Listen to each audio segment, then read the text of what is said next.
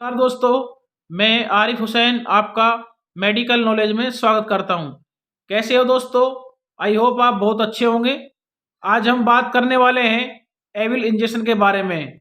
आज हम जानेंगे एविल इंजेक्शन में क्या कंपोजिशन मिलाया जाता है, क्या इसकी प्राइस होती है, कौन सी कंपनी इस इंजेक्शन का निर्माण करती है, क्या इसके यूज होते हैं, क्या इसके साइड इफेक्ट होते हैं और क्या इसकी डोज होती है, किन पेशेंट को इस इंजेक्शन का उपयोग नहीं करना चाहिए और कौन कौन सी दवाई के साथ में इस इंजेक्शन का उपयोग करने से बचना चाहिए।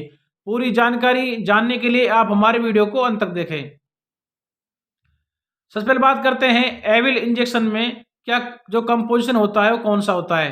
दोस्तों, जो एविल इंजेक्शन में कंपोजिशन मिलाया जाता होता है फेनरमाइन। और एविल इंजेक्शन के अलावा इसकी अन्य और पॉपुलर ब्रांड होती हैं जो मार्केट में आपको मिल जाती है, जैसे पेनविल, पोलर स्कैन। लेकिन इसके अलावा और भी ब्रांड मिल जाती हैं। लेकिन दोस्तों, जो केमिकल होता है सब में वो सेम ही होता है, फेनरमाइन। और दोस्तों, जो एविल इंजेक्शन है ये एक 10 ml की वायल में भी आपको मिल जाता है और 2 ml का जो एम्पुल होता है उसमें भी ये मिल जाता है।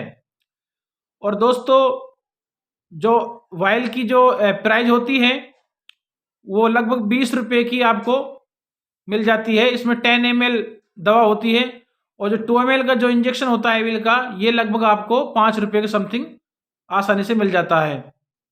और दोस्त, इसके रूट की बात की जाए तो आप इसको एविल इंजेक्शन को IM IV दोनों रूट से लगा सकते हैं। लेकिन दोस्तों, यदि आप IV इस इंजेक्शन को देते हैं तो आपको सिलो देना चाहिए। और दोस्तों, एक महत्वपूर्ण इंपॉर्टेंट जो बात मैं बताने वाला हूँ ये है कि दोस्तों, जो एविल की वायल होती है इसको आप सिर्फ इंट्रामस्कुलर यानी कि IME ही यूज कर सकते हैं।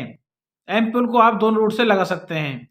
और दोस्तों, यदि इसकी कंपनी की बात की जाए तो Sanofi pharmaceutical private limited company इस एविल इंजेक्शन का निर्माण करती है।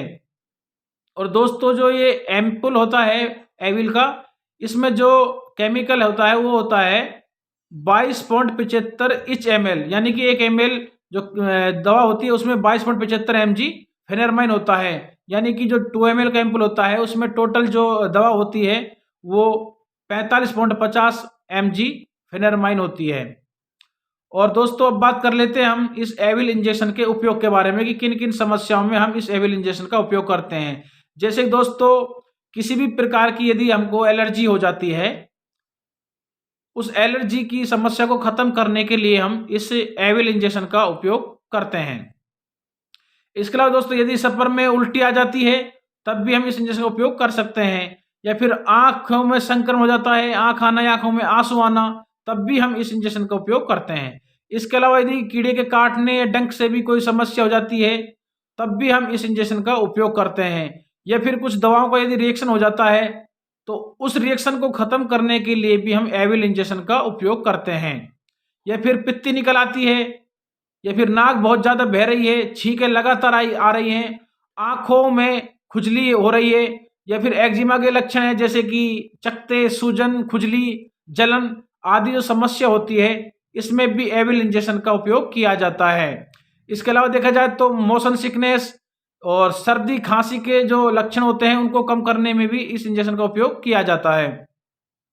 और दोस्तों, एलर्जी किसी भी कारण से हुई हो शरीर में, जैसे कि यदि आपको किसी जहरीले कीड़े ने काट लिया, जैसे मधुमक्खी, ततैया या फिर और भी अन्य जहरीले जो कीड़े होते हैं, उनकी वजह से आपको यदि शरीर में खुजली चल जाती है, लाल चकत्ते उभर आते हैं, या फिर उनका बहुत ज़्यादा भयंकर रिएक्शन हो जाता है, उस रिएक्शन को भी खत्म करने के लिए और साथ में यदि कोई हम मेडिसिन ले रहे हैं, इंजेक्शन हमने लगवाया है, तब उसका कोई रिएक्शन बढ़ जाता है अदर इंजेक्शनों का, उस रिएक्शन को भी रोकने के लिए भी हम एविल इंजेक्शन का उपयोग करते हैं। तो ये जो इंजेक्शन होता है बहुत ही इंपॉर्टेंट इंजेक्शन होता है जो काफ़ी समस्याओं में उपयोग किया जाता है। इसके अलावा दोस्तों, और अन्य समस्याओं में भी इसका उपयोग डॉक्टर करते हैं अपने एक्सपीरियंस अनुसार।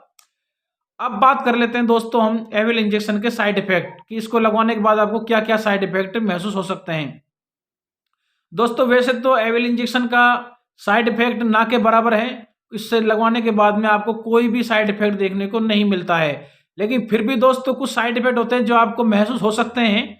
जैसे कि दोस्तों, इस इंजेक्शन लगवाने के बाद आपको चक्कर महसूस हो सकते हैं, या फिर मुंह सूखना ऐसा महसूस हो सकता है जैसे आपका मुंह सूख रहा हो।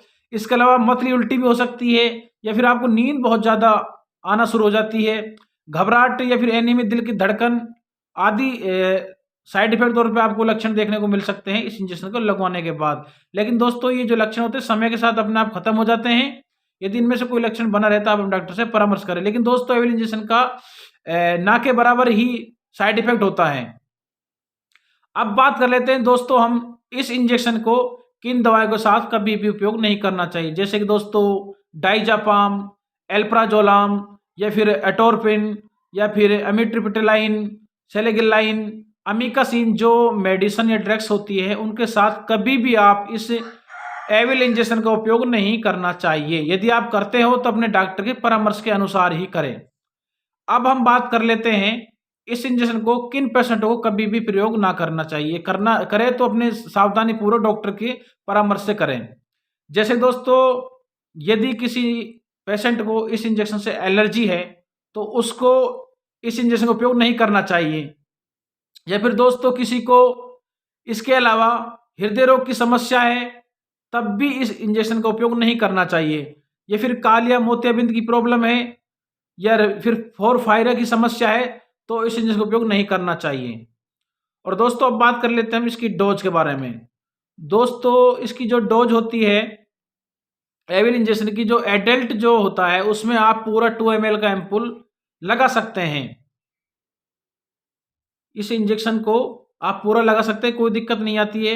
और दोस्तों किसी का वजन यदि 15 किलो से लेकर 20-25 किलो के समथिंग है तो उसको आप 0.8 से 1.5 ml के बीच में इंजेक्शन लगा सकते हैं।